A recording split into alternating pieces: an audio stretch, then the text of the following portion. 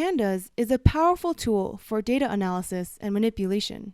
If you remember from the last lesson, this package is built on top of NumPy, which makes it very fast and efficient. In this lesson, we will go over the two main data structures in Pandas, the Pandas series and the Pandas data frame. Let's start off by learning about the Pandas series object and how to create one. When importing Pandas, use the standard alias PD. Let's create a series containing grocery items. To access the series object, we just type pd.series with a capital S.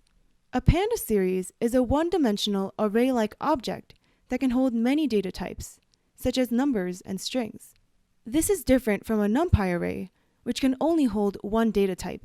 Another big difference between a Pandas series and a NumPy array is that you can assign an index label to each element in the Pandas series. Here, we pass two arguments, the data and the indices. For our grocery series, we will use food names as index labels and the quantities we need to buy as our data.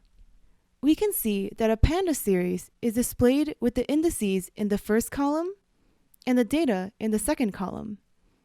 Notice that the data is not indexed 0 to 3, but rather with the names of the foods that we put in: eggs, apples, milk, and bread. Also notice that the data in our Pandas series has both integers and strings. Just like NumPy arrays, Pandas series have attributes that allow us to get information from them in an easy way. Let's see some of them.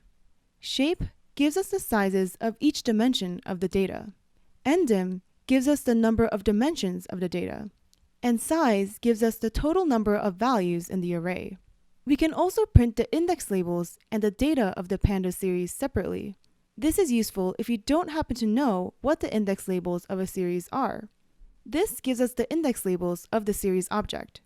And this gives us the data in the series object. If you're dealing with a very large Pandas series and you're unsure whether an index label exists, you can always check using the in command. This lets us know that bananas is not one of the index labels in the groceries series. And this tells us that bread is.